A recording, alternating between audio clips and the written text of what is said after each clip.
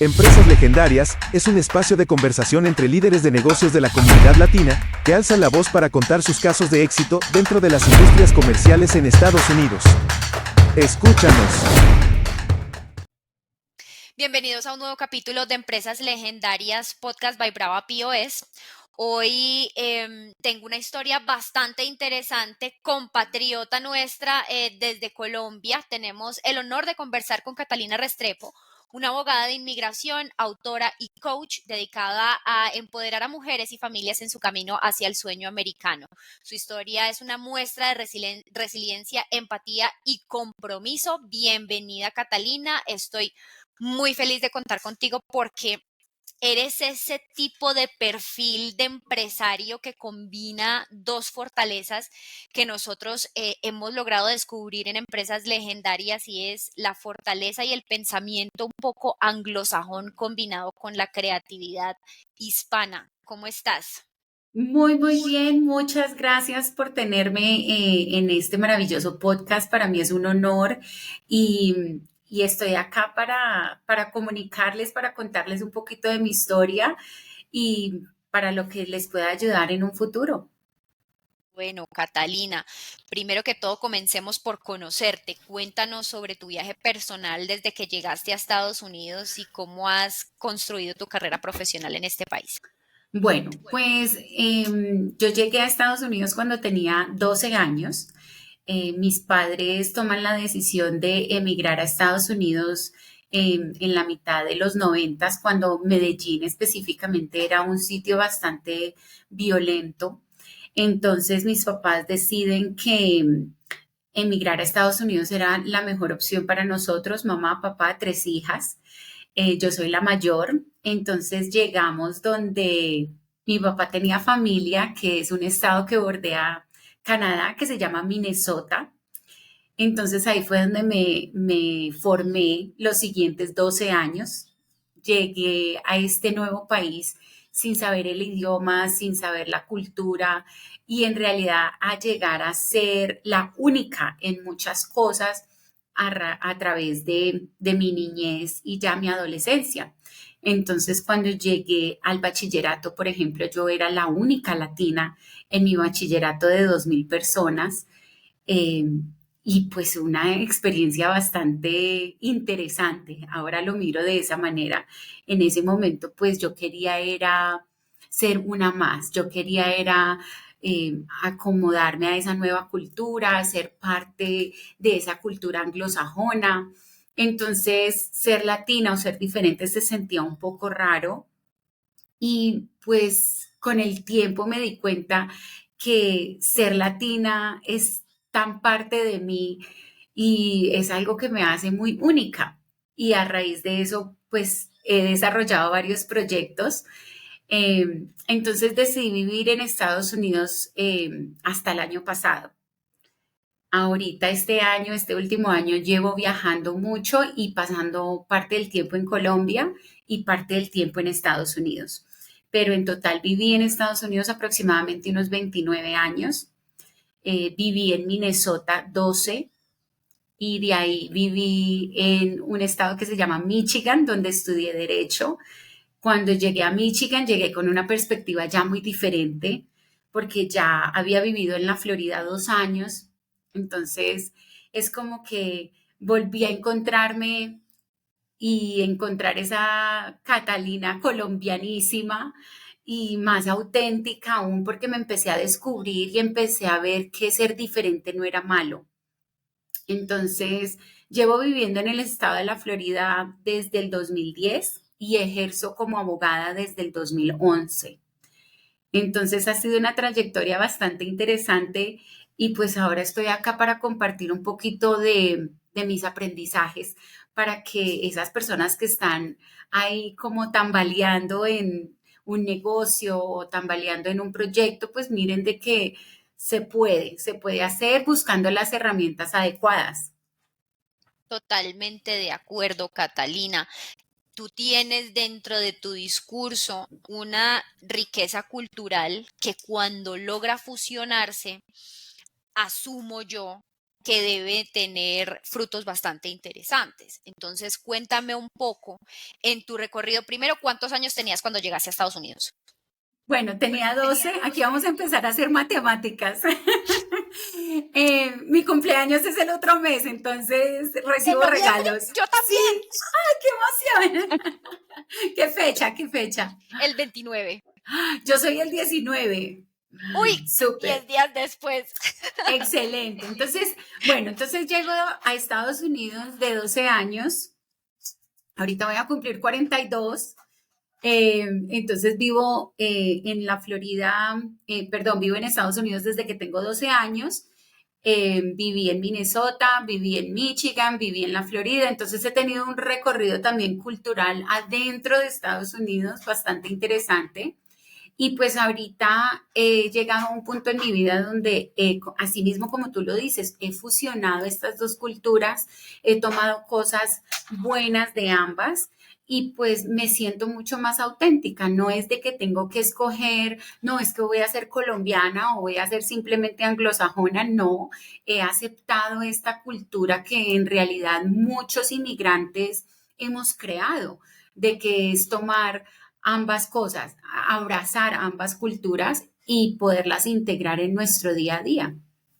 Tú lo has dicho, siento que es un tema de construcción. O sea, yo creo que definitivamente cuando en un mundo como en el que estamos en este momento, en el que las barreras cada vez son menos, en el que cada vez somos una generación que le tiene menos miedo a enfrentarse a esos cambios, a cambiar drásticamente de cultura, de países, entramos en un proceso de construcción cultural, de reconstrucción cultural, y eso es lo que estamos viendo hoy en día en Estados Unidos con los nuevos procesos de inmigración. Sin embargo, ya entrando un poco más en materia con respecto a lo que tú haces, digamos como a tu expertise, que es justamente la abogacía, digamos los procesos migratorios. ¿Tú cómo ves la situación que hoy en día, ahorita justamente el próximo mes suceden elecciones en Estados Unidos? Cuéntame cómo va, cómo se está enfrentando esa situación, por lo menos en términos de regulaciones. Bueno, pues es un tema bastante interesante porque el tema migratorio en Estados Unidos, pues la base de Estados Unidos es de que es un país de inmigrantes, ¿cierto?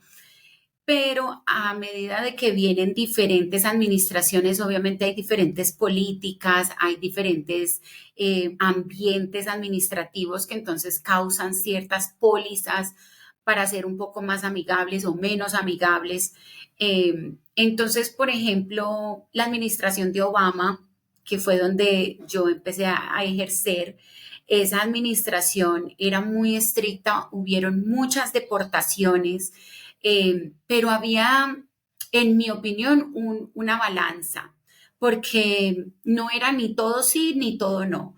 Había un proceso, habían como diferentes categorías, dependiendo de las personas, si habían cometido crímenes, si estaban en un proceso legal, si tenían familiares. Entonces había un poquito más de una balanza. Luego nos movimos a una administración republicana con el presidente Trump, que en realidad creó, en mi opinión, una ola de pánico, una ola de terror, una ola de muchas deportaciones, en mi opinión, muy injustas, y ya nos movimos fue a un extremo donde había mucha negatividad y muchos procesos eran eh, parados y no podíamos sobrepasar ciertas barreras administrativas.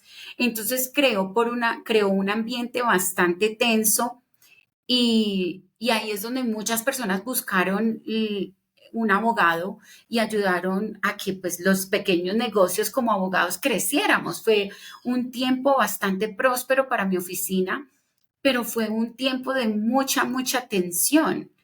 Entonces, es como, bueno, la próxima administración que viene, ¿qué nos puede traer? Y en mi opinión, esta administración que tenemos en este momento,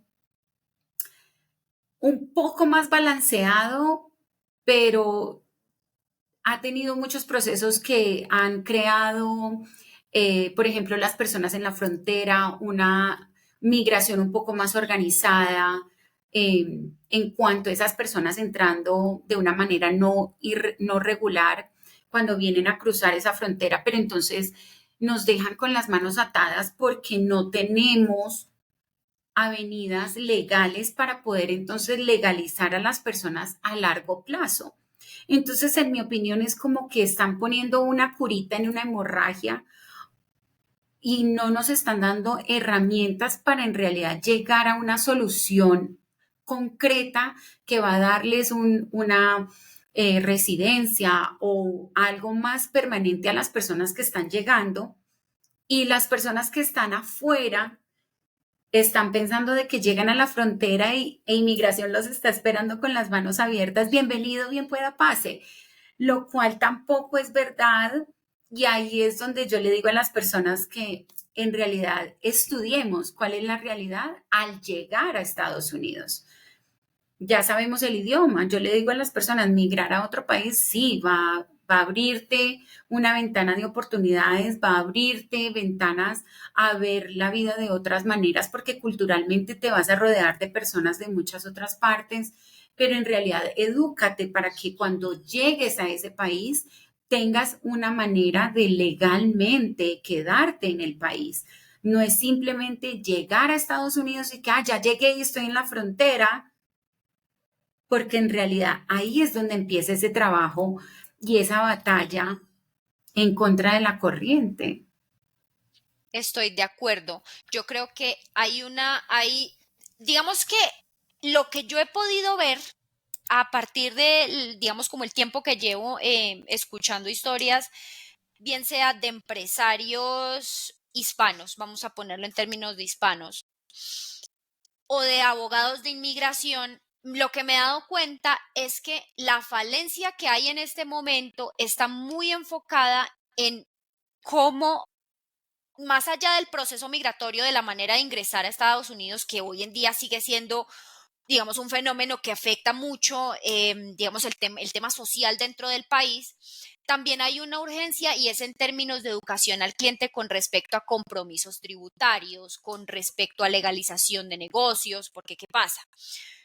Un fenómeno es, estoy entrando por la frontera, llegué por el Darién, pero Ujú. hay otro tema y es, llegué y quiero hacer plata en el país Claro. y necesito Entonces, encontrar la manera más sencilla de hacerlo.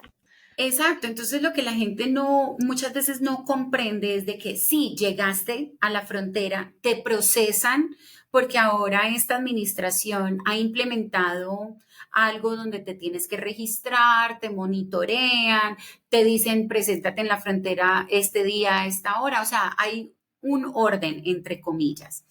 Pero al tú ingresar al país, ya tú estás enfrente de un juez, ya tú terminas con un proceso legal enfrente de un juez y ya tienes es que venirte a defender enfrente de ese juez de por qué tú estás entrando ilegalmente al país. Entonces, muchas veces la única opción que hay es una aplicación de asilo o una aplicación de porque fueron traficados, un tráfico humano, eso es algo que se ve bastante. Pero entonces ¿cuál es el plan de acción antes de tú llegar a la frontera? O sea, ¿cuál es tu plan? Hay muchas maneras de emigrar a Estados Unidos. Puede ser a través de una visa de estudiante, una visa de trabajo, dependiendo qué tipo de trabajos o de habilidades tú tengas. Pero lo primero que yo le pregunto a las personas cuando están diciendo, bueno, me quiero ir, yo le digo, bueno, ¿ya hablas inglés? Ah, no. Yo, bueno, ¿y entonces qué piensas hacer cuando llegues allá? No, es que pues yo hago lo que tenga que hacer. Bueno, ¿y entonces qué estás haciendo en tu país antes de tomar la determinación para emigrar?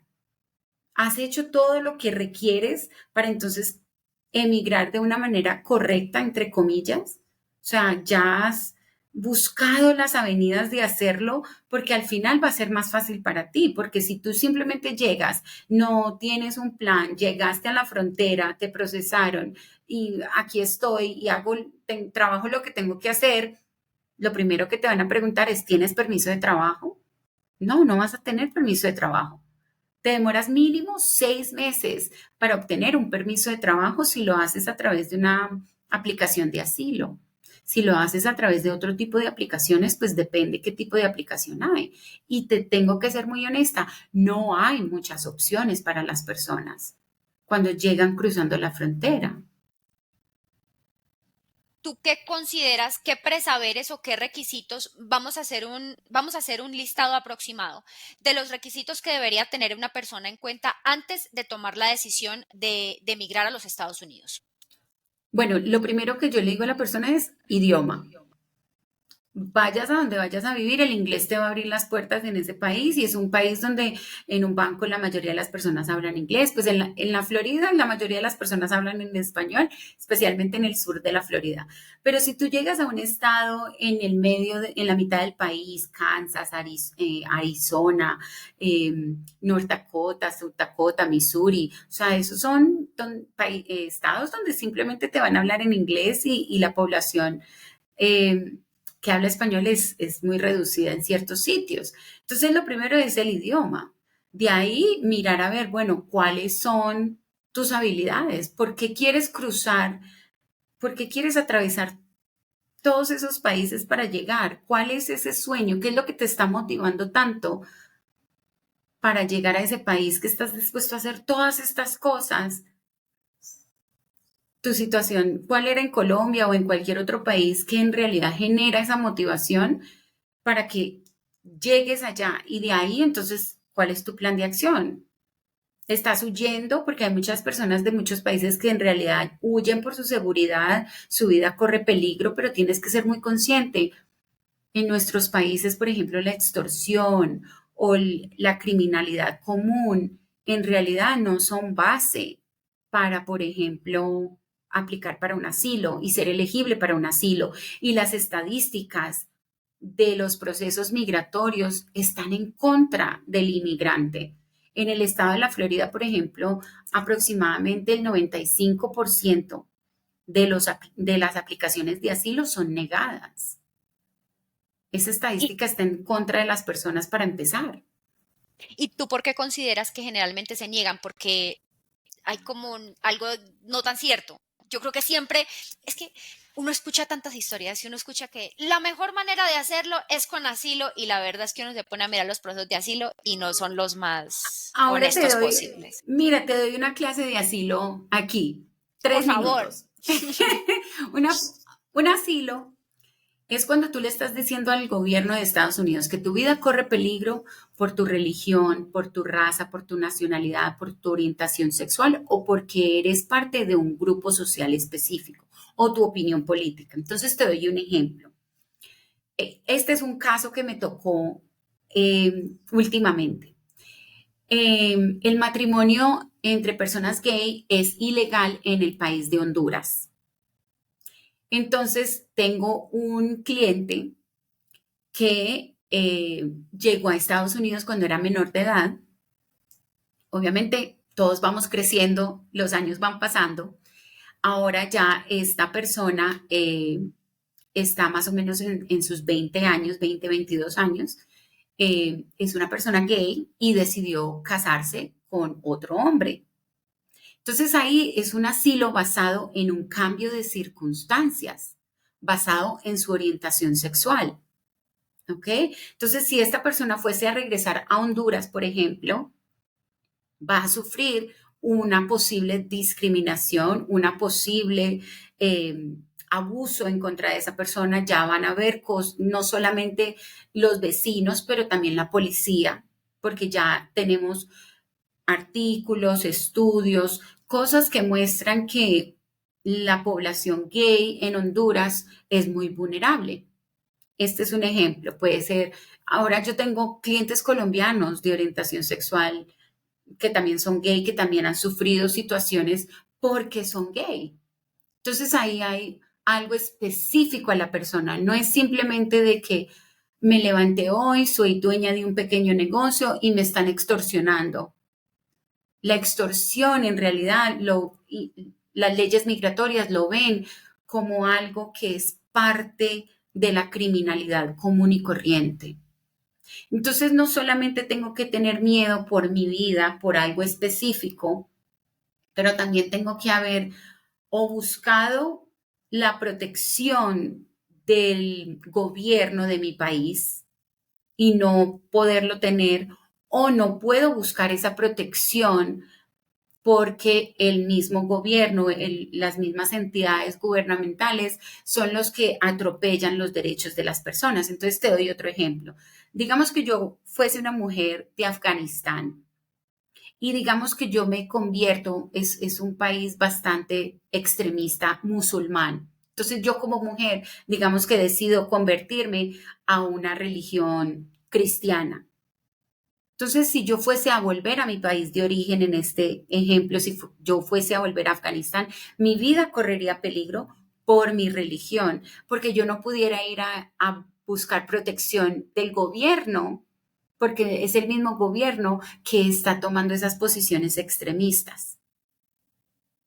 Entonces tenemos que examinar en realidad, bueno, ¿por qué estas personas están sufriendo lo que están sufriendo? No solamente eso, pero bueno, ¿por qué no se fueron a vivir a otra parte del país, por ejemplo? ¿Qué fue lo que los impulsó a tomar la decisión de en realidad viajar a otro país por completo? Porque parte de la ley del asilo dice que uno debe buscar protección de su propio gobierno y tratar de irse a vivir a otra parte. Claro. Entonces, cuando empezamos a ver estos ejemplos y compararlo con los puntos de la ley, pues vemos que hay cosas que fallan. Y ahí es cuando niegan el permiso. Correcto, ahí es donde, cuando niegan el asilo. ¿Qué tipo de cosas podrían fallar, por ejemplo, dentro de una Eh, aplicación como esa? por ejemplo, que el juez o el oficial que esté tomando la determinación sienta que la persecución que la persona sufrió no fue a un nivel alto donde la vida de la persona corría peligro. Entonces te doy un ejemplo. Esto lo escucho muchísimo con casos colombianos y pues yo como colombiana veo los dos lados de la moneda, por decirlo así. Eh, Donde me dicen, no, es que yo empecé a recibir amenazas y me las dejaban en la portería, por ejemplo. Me dejaban una nota en un sobre, mira, sabemos dónde vive, o recibían llamadas o recibían mensajes de texto, mire, es que yo sé dónde trabaja usted, yo sé dónde estudian sus hijos. Ok, entendible, un miedo bastante cercano que ya le estén dando a uno como esa información. Entonces de ahí yo pregunto, ¿cuántas amenazas recibió? No, recibí 3 amenazas. Ok. ¿En qué tiempo? No, en 5 años. Bueno, pues ahí el gobierno estadounidense va a decir, fueron solamente 3 amenazas en un periodo de 5 años. Ahí no hay algo inminente donde su vida corre peligro. O sea, el asilo es para personas que literalmente, inminentemente los van a asesinar o los van a desaparecer o los van a torturar si algo en ellos no cambia. Pero tiene que ser algo que la ley de inmigración considere que no debe ser, que uno debe cambiar, por ejemplo, la orientación sexual, la opinión política, su religión, su raza, algo que yo no puedo cambiar. Entiendo. Em, Mujer, cuéntame un poco sobre las condiciones tributarias de las personas que llegan por asilo político a Estados Unidos. ¿Cuentan con las mismas condiciones tributarias o tienen algunas especificaciones? Pues mira, lo gracioso del gobierno, te dicen, no puedes trabajar porque no tienes permiso de trabajo, pero te dicen, ¿llenaste los impuestos? ¿Pagaste impuestos?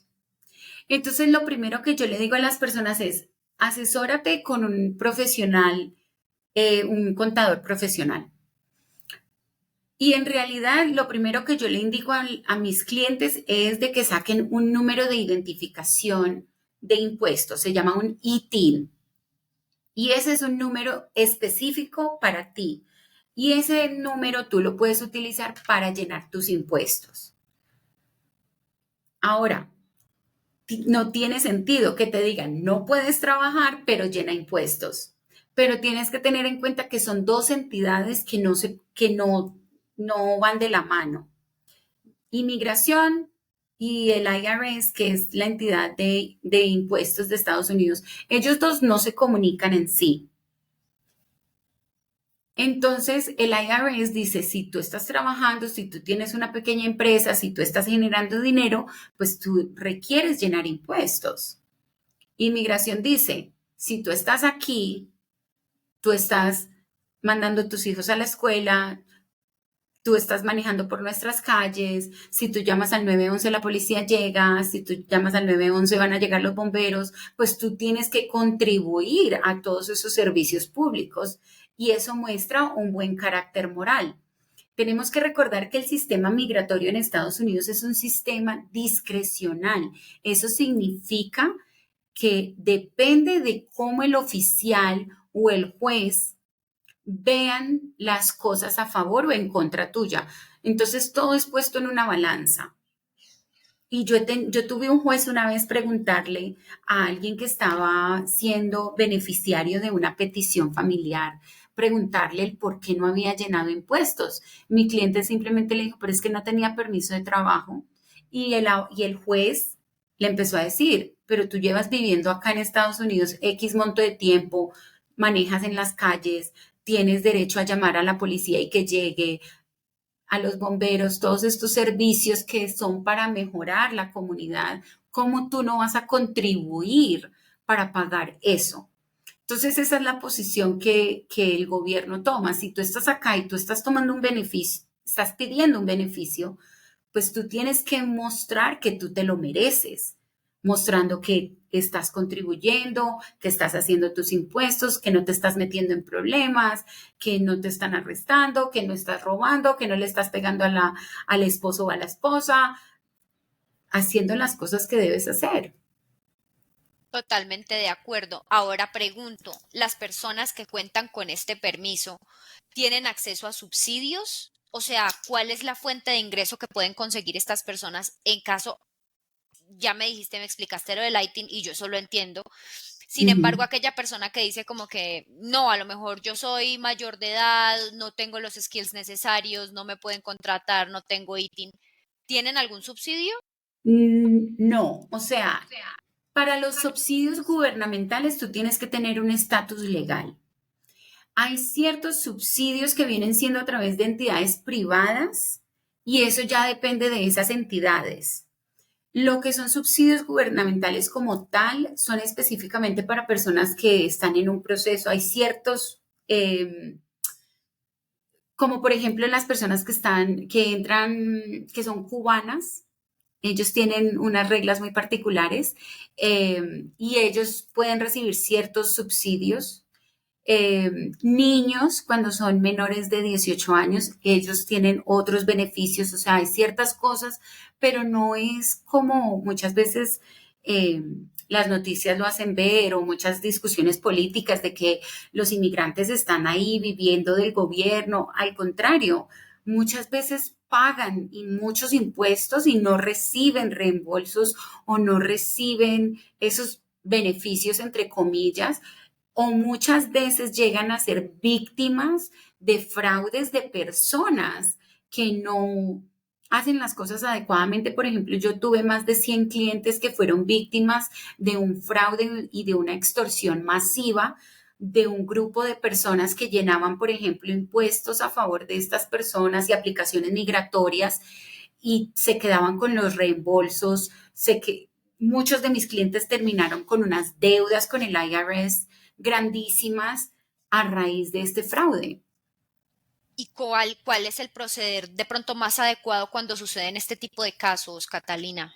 Denunciarlos, denunciarlos, denunciarlos, denunciarlos. No puedo hacer énfasis suficiente en eso, porque muchas veces hay personas que tienen miedo a acercarse a un policía o a hacer ese tipo de demandas porque no tienen un estatus migratorio regulado. Pero ahí es donde yo les digo, hay ciertas circunstancias donde hacer esas denuncias les puede llegar a abrir la puerta para cierto tipo de beneficio migratorio. Entonces, vuelvo al ejemplo que les estaba dando de estos más de 100 clientes.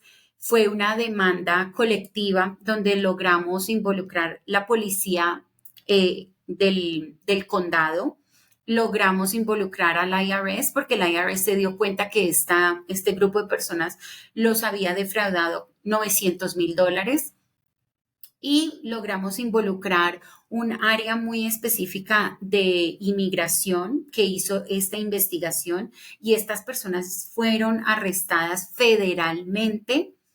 Y de ahí, como mis clientes y muchas otras personas habían ayudado en esta investigación y había sido parte extorsión, estas personas calificaron para algo que se llama una visa U, que es para personas que son víctimas de ciertos crímenes y cooperan con las entidades gubernamentales en estas investigaciones. Ok, entiendo. Yo creo que ahí lo más sensato, tú lo has dicho, es primero que todo denunciar, pero previamente a la elección de los profesionales que lo van a acompañar a uno en ese proceso migratorio, pues es tener supremamente una certeza de que la persona que lo está acompañando a uno en su proceso, pues es una persona que le va a brindar total seguridad, porque es delicado, o sea, es un tema que realmente es muy delicado y se puede perder tanto plata como tiempo, no solamente por dentro del proceso, sino después del proceso. O sea, el tiempo que se puede perder después de un proceso de esos es bastantísimo. No, no te lo puedo decir. O sea, ¿cuántas personas llegan a mi oficina y me dicen, no, es que yo fui donde un notario, no, es que yo fui donde un preparador de documentos, no, es que el primo del amigo del vecino fue el que me llenó la aplicación y yo, Dios mío. Entonces yo les doy el ejemplo. Si tú tienes apendicitis, tú quieres que te opere el cirujano o el asistente del cirujano. Y todo el mundo se ríe, o sea, se ríe cuando les hago esta pregunta y me dicen, no, no, no, el cirujano. Y yo, bueno, ¿por qué no hacemos lo mismo con el ámbito migratorio? Porque vamos a ir donde un asistente, donde un recepcionista, donde una persona que muchas veces no tiene el conocimiento que un abogado tiene. Y no solamente eso, pero que no hay vías de que si esa persona comete una irregularidad o si comete un crimen en contra suyo, usted pueda tener represalias. Yo como abogada tengo una licencia que es regulada por el estado de la Florida y si yo, en ejemplo, yo no le contesto a mis clientes o si yo no hago trabajo y mis clientes tienen una queja, hay una entidad donde ellos pueden llamar y pueden hacer una queja en contra mía y ellos van a investigar. Si usted va donde un notario, si usted va donde un llenador de papeles, si usted va donde el primo del vecino, el de la esquina, ellos no hay nadie quien los regule. Y ahí es donde se presta para este tipo de abusos, para estas poblaciones tan vulnerables. Estoy totalmente de acuerdo contigo y no puedo dejar de pensar en una tendencia que también he descubierto a lo largo de las entrevistas que hemos hecho en empresas legendarias y es, hay una tendencia en este momento y es, primero que todo, la necesidad de los profesionales avalados de educar a las personas que van a trabajar para ellos. Existe una necesidad tangible y obviamente la necesidad de aquel consumidor final que quiere de pronto entender un poco más sobre su proceso y que a lo mejor a largo plazo puede llegar a implementar un negocio él mismo basado en lo que aprende. Sin embargo, yo siempre he considerado crucial que el, digamos, el tema, sobre todo en procesos migratorios, sea tan legal desde el profesional que está 100% avalado por el país, Ujú. que tenga la capacidad justamente de tener esa regulación como tan específica. Tú misma lo has dicho. Muchas veces la persona que aprendió a grandes rasgos a llenar un formulario le puede decir a otra, venga, yo le ayudo, pero no es una ayuda 100% profesional, no es una ayuda 100% de peso, porque muchas veces la gente dice, no, es que yo prefiero pagar más barato, o no, es que yo prefiero mejor ni siquiera pagar, es que me lo hagan gratis porque es un favor. Y muchas veces los favores salen caros. Ay, vea, yo veo tantas cosas. Yo llevo ejerciendo desde el 2011 y yo he visto cosas que abogados hacen y yo digo, Dios mío, sí, Dios mío, siento pena ajena por este trabajo. Como he visto cosas, como les comenté, de esta entidad, de este grupo de personas que fueron y extorsionaron y en realidad destrozaron muchos procesos migratorios y en realidad me duele mucho ver que somos los mismos latinos tratando de sacar ventaja, tratando de mirar cómo pisotear al otro. Y en realidad me duele muchísimo porque parte de lo que yo hago en mi oficina es educar al cliente. Yo le estoy explicando a usted, mire, esto es lo que vamos a hacer en su caso. Muchas veces no me entienden, muchas veces me hacen las 100.000 preguntas y 100.000 veces volvemos y las respondemos, porque últimamente es el cliente el que tiene que entender cuál es el proceso por el cual ellos están pasando y cuáles son los pasos a tomar. No soy yo le digo al cliente, yo ya solucioné mi tema migratorio gracias a mi papá, pero yo sí me acuerdo que esa era una de las quejas que mi papá, es que el abogado nunca contesta. Entonces, por ejemplo, algo supremamente importante en mi oficina es la comunicación con el cliente. O sea, yo en realidad digo, eso es lo más importante. Muchos procesos se tardan muchos años, muchos. Yo tengo casos que desde que empecé a ejercer yo sola en el 2015 están pendientes y esos, por ejemplo, son casos de asilos y en realidad muchas veces no hay mucha información que yo le pueda dar al cliente porque a raíz de que van cambiando las pólizas con diferentes partidos políticos, diferentes presidentes, entonces las pólizas van cambiando, entonces muchas veces esos trámites que llevan ahí estancados simplemente es esperar y son personas que no se están metiendo en problemas, que no están siendo arrestados, entonces no son considerados una prioridad. Por ejemplo, yo tengo muchos clientes venezolanos de hace muchísimos años sometimos aplicaciones de asilo y ahorita que son elegibles para el TPS, llevan renovando su TPS continuamente y ya no son una prioridad para ser removidos del país. Entonces esas aplicaciones de asilo quedan en el limbo, quedan en el aire. Y volvemos a lo mismo que veníamos hablando, no hay un proceso que nos dé una conclusión final, que nos dé una residencia o que nos dé una permanencia más a largo plazo. Todos estos procesos que están implementando los TPS y eso sí ayudan, pero son cosas a corto plazo, no es algo que nos va a dar una finalidad en estas situaciones. Totalmente de acuerdo y asumo seguramente que ahí también hay una urgencia dentro del sector, determinar y como que ponerle un límite a ese, por lo menos en términos de tiempo, a ese tipo de Claro, aplicaciones que son tan cruciales en muchos casos. Oye, claro. Catalina, antes de seguir adelante, yo sí quisiera que recordemos que Brava POS es justamente el sponsor oficial de Empresas Legendarias, es quien hace posible estas conversaciones. Aprovecho para que las personas que nos puedan estar escuchando consideren y sepan que Brava POS es una multinacional líder en procesamiento de pagos que ofrece una de las tasas más competitivas del mercado. Yo creo que las personas que estén buscando eficiencia y ahorro en cada transacción pues van a encontrar en Brava POS no solamente una solución ideal, sino también un aliado ideal. Oye, Catalina, hay algo también dentro de lo que pude ver de lo que tú haces y es, tú eres coach y estás muy enfocada en la mentalidad sobre el dinero. Claro Cuéntame un que sí. poco de eso, qué impacto ha tenido en tu vida profesional y en la vida de tus clientes, digamos, esta perspectiva que tú tienes. Bueno, pues te cuento un poquito cómo llegué a ese proyecto. Esto ocurrió cuando empecé a ejercer y tuve mi primer trabajo como abogada trabajando en una firma y empecé a mirar el estilo de vida que tenía mi jefe, demasiado estresado, trabajando 60, 70 horas a la semana, había batallado con adicción cuando era más joven y yo empecé a ver que pues ese era el estilo de vida de los abogados a mi alrededor y yo dije, en realidad ese no es el estilo de vida que yo quiero para mí y empecé a buscar algo más. En el transcurso de esa búsqueda yo encontré el negocio de mercadeo en redes y me afilié a una gran compañía en ese momento de mercadeo en redes y lo primero que me dijeron fue estudie. Y yo, no, pues yo vengo estudiando. Mi papá me dijo, mi papá y mi mamá me decían, estudie, que el estudio nadie se lo quita. Entonces yo ya más preparada que un yogur, yo listo, que hay que estudiar.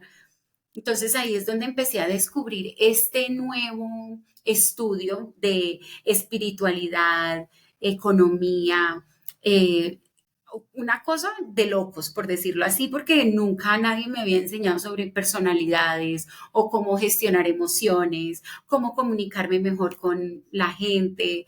Entonces empecé a leer mucho sobre otro tipo de temas.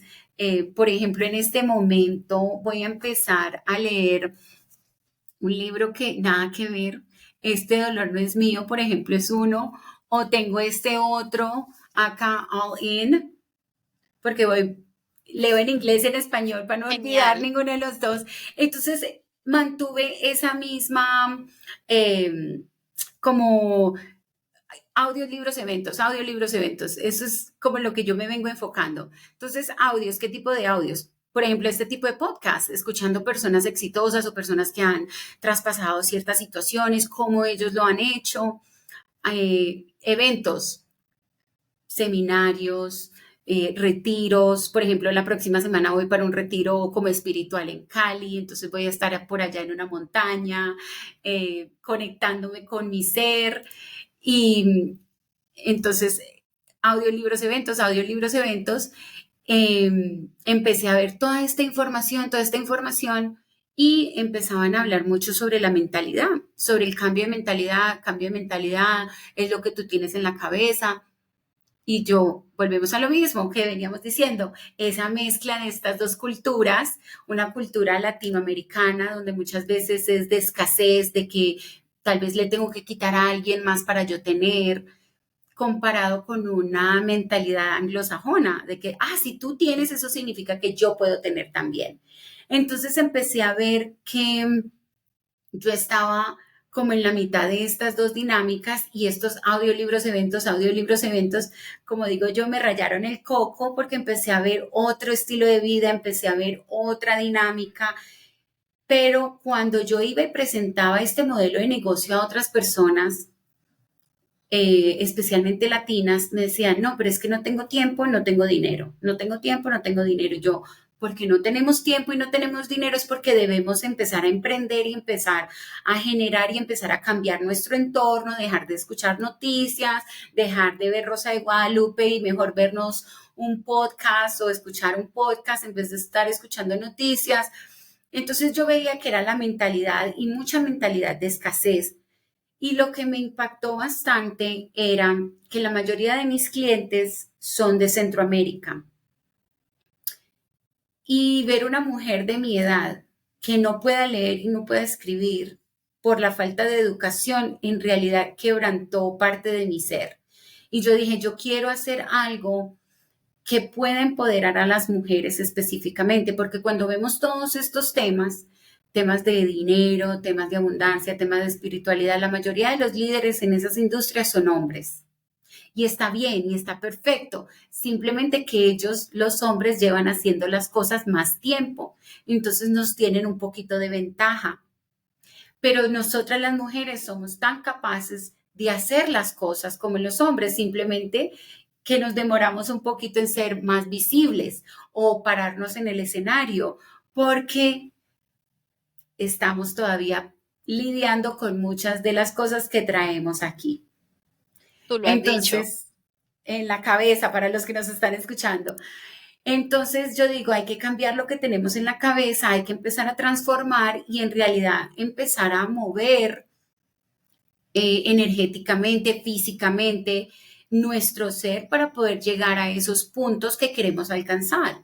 Entonces empecé a ver también, y esto lo vi en mi hogar, mi mamá y mi papá se divorciaron al poco tiempo de nosotros llegar a Estados Unidos y ver mi mamá también muy dependiente económicamente de mi papá y después de su segundo esposo, para mí era algo bastante triste y yo dije, yo no quiero ser así, yo no quiero nunca depender económicamente de alguien porque me puede llegar a dejar en situaciones que no quiero estar. Y eso lo he llegado a ver con mis clientes. Muchas clientes, mujeres específicamente, se quedan en situaciones, en relaciones, en trabajos, simplemente porque el poder adquisitivo para irse no lo está. Y lo que me he dado cuenta es que mucho tiene que ver cómo nosotros nos relacionamos con el tema del dinero, de la abundancia. Y cuando yo hablo de abundancia, no solamente me refiero al tema adquisitivo, no me refiero solamente al monto que tú te ganas. Yo también hablo es de cómo tú te sientes. ¿Tú te sientes una persona abundante? ¿Tú te sientes una persona merecedora? Empecemos a sentirnos de cierta manera para poder entonces abrir esas puertas de abundancia y de poder adquisitivo. Somos seres que como está dentro, está afuera. Muchas veces estamos por dentro vueltos nada y económicamente también. Entonces, si nos empezamos a organizar emocionalmente, empezamos a crear una dinámica diferente, crear nuevos patrones, entonces ahí vamos a ver un cambio también en nuestra economía. Te doy un ejemplo. Si tú eres una mujer y tú dices, no, este es el trabajo que me tocó, esto es lo que puedo generar y ya, no me merezco nada más, tú no vas a entrar a la oficina de tu jefe y tú no le vas a decir, mira, ¿sabes qué? Ya llevo trabajando acá año y medio y es hora de que me den un aumento y quiero que mi aumento sea del 20%. Un hombre, estadísticamente, un hombre tiene más autoestima, por Es decirlo más así, para proclive, ¿no? eso, para llegar y pedir un aumento o para pedir un salario más alto de buenas a primeras. La mayoría de las personas que trabajan en mi oficina son mujeres y lo primero que yo les pregunto es ¿cuánto quieres ganar? Y esa es una pregunta que antes las ponía bastante incómodas y ahora ya es una pregunta que les hago a principio de año. Bueno, ¿cuáles son tus metas financieras para este año? ¿Cuánto quieres terminar ganando este año? Y vamos por esas metas, porque si mi oficina crece, obviamente tu salario va a ir creciendo también, porque yo quiero que tú estés acá, estés contento, estés feliz de ir a trabajar un día más, porque eso significa que tengo un empleado productivo, un empleado que va a volver todos los días feliz de estar trabajando, de que si quiere un aumento va a entrar a mi oficina y me va a decir, mira, ya es hora de que me des un aumento y quiero ganar tanto. Y esas son conversaciones que yo estoy más que dispuesta a hacer, pero también es un cambio de mentalidad porque no todos los jefes o dueños de pequeños negocios están listos o preparados para tener esas conversaciones con sus empleados. Total.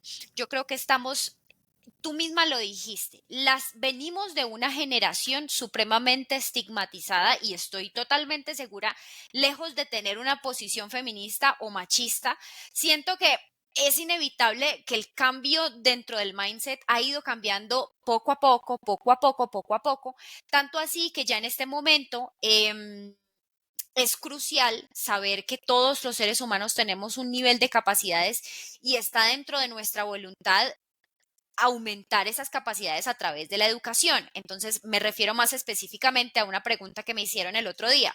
Me dijeron, María Consuelo, ¿tú qué opinas con respecto a los cargos de mando?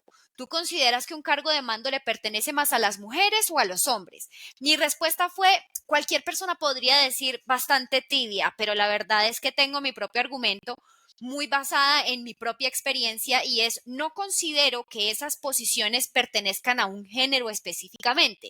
Creo que pertenecen a los skills que las personas vamos desarrollando con el tiempo, lejos de ser hombres o mujeres. Mira que justamente hoy estaba teniendo una conversación con otra invitada al podcast que es mecánica, es ingeniera mecánica y al mismo tiempo hizo aviación, entonces está buscando ser piloto y no le tiene miedo a meterse debajo de un carro y averiguar todas las partes del carro. Muchas veces uno diría, pues es una labor muy, muy varonil, muy bastante ruda, pero uno Ujú. se pone a pensar y uno dice, pues ¿cuál es el verdadero significado de rudo? El verdadero significado de rudo es aquella persona que no le tiene miedo o que a lo mejor con miedo se lanza a aprender nuevas cosas y eso no pertenece justamente a un género o a un sexo dentro de la experiencia humana. Correcto, estoy completamente de acuerdo con eso. Yo lo que digo es, nosotras como mujeres tenemos todas las habilidades y nada más puedo hablar del punto de vista de mujer porque soy mujer. Claro. Entonces todo el mundo me decía, pero tu libro es simplemente hacia las mujeres. Yo le digo, no, es un libro de un tema que por lo general entre mujeres no hablamos. Y es un punto de vista de mujer para las mujeres. Pero si tú eres hombre y tú lees mi libro, tú vas a entender el punto de vista de nosotros. ¿Y qué más educación que entendernos los unos a otros? Por supuesto. Que yo creo que eso Entonces, se trata, ¿no? claro, entendernos, entender cómo nos percibimos los unos a otros de una manera diferente y en realidad abrazar esas diferencias y potencializar lo que sabemos hacer y lo que no sabemos hacer, o buscar el experto o aprender a hacerlo y hacerlo con amor, hacerlo con pasión. O sea, yo, por ejemplo, yo aprendí a cambiar una llanta que en estos días precisamente se me pinchó la llanta y yo, ay, no. Y yo dije, no, yo ya estoy en un punto donde sí, sé hacerlo, pero elijo simplemente llamar al seguro y decirle, mire, estoy en tal y tal parte, venga, mándeme un mecánico que me cambie Que la no tiene llanta. nada de malo, que no tiene nada de Exacto, malo. O sea, yo creo que también el hecho de sentirnos complementos los unos de los otros, tú misma lo dijiste en algún momento, tener esa capacidad de saber, no importa que tú sepas más o que de pronto la otra persona tenga otros conocimientos diferentes, porque en esa medida es que colaboramos, en esa medida claro. es que coexistimos. Y a mí eso es de las cosas que más me fascinan, digamos, de la manera del ser humano de relacionarse. Claro, y si miramos los grandes magnatos de economías, de creaciones inmensas, Elon Musk, o sea, miremos los grandes de grandes de grandes, ellos no hacen todo, Por supuesto que no. ellos simplemente se están rodeando de los mejores. Entonces yo aprendí que yo no tengo que hacer todo, yo tengo que tener un gran equipo que hace todo. Y entre todo el equipo hacemos todo. Yo no puedo levantar y hacer todo en mi oficina porque ya me siento supremamente bendecida. Tenemos ya más de 1,000 clientes en mi oficina y pues para mí sería imposible hacer todo, contestar. Yo he tenido clientes que se quejan y me dicen, doctora, pero es que yo a usted ya no la veo. Y yo, venga, hagamos una videollamada porque no sé en dónde voy a estar, porque ya nos digitalizamos también. Entonces me da la flexibilidad de pasar mucho tiempo acá en Colombia y eso a mí me llena. Entonces es buscar ese balance y buscar esas herramientas y buscar ese gran equipo que en realidad, como yo lo digo en mi libro, te pueden ayudar a diseñar esa vida que significa vivir una vida sin límites. Pero cada quien diseña esa vida acorde a lo que significa para ti. Para mí es viajar, para mí es poder vivir acá un tiempo y mañana, no sé, montarme un avión y irme para otra parte, aunque no tengo planes de viaje ahorita, como hay personas que vivir una vida sin límites para ellos es tener una casa, tener 3 perritos y vivir con sus 5 hijos o lo que sea. Pero cada quien diseña su vida y lo que muchas veces nos falta es tener claridad de lo que significa esa vida sin límites. Absolutamente sí. Mujer, ¿dónde podemos encontrar tu libro? Cuéntanos un poco cómo adquirir. Bueno, mi libro está en inglés y está en español. Lo lancé en español primero porque siento que las mujeres latinas somos las que cargamos con un poquito más de basurita en la cabeza. Entonces me enfoqué en lanzarlo en español primero. Lo lancé el año pasado en noviembre y se convirtió en bestseller de Amazon. Entonces para mí fue un orgullo impresionante y también fue nominado como un libro de alto impacto para las mujeres a través de los libros internacionales. Wow. Eh, y ahorita también está en inglés, próximamente no sé, en otros idiomas, espero que sí se dé eso, pero por el momento en inglés, en español lo tenemos en Amazon. Entonces lo puedes descargar digitalmente también en Kindle. Perfecto, me encanta. Catalina Restrepo, muchísimas gracias por habernos acompañado en Empresas Legendarias. Me encantó conversar contigo. Normalmente las conversaciones de Empresas Legendarias son de 35, 40 minutos. Contigo nos extendimos un poquitico más, pero valió muchísimo la pena porque cerramos de una manera bastante interesante nuestra conversación. Gracias por compartir conocimiento con nosotros y espero que más oportunidades como esta se repitan. Claro que sí, muchísimas gracias por esta oportunidad de estar acá, muchísimas gracias por el patrocinador. Para mí ha sido un placer estar acá y siempre a la orden para servir. Lo mismo de este lado, muchísimas gracias a todas las personas que dedicaron un espacio de su tiempo a escuchar un nuevo capítulo de Empresas Legendarias. Nos vemos en una próxima oportunidad.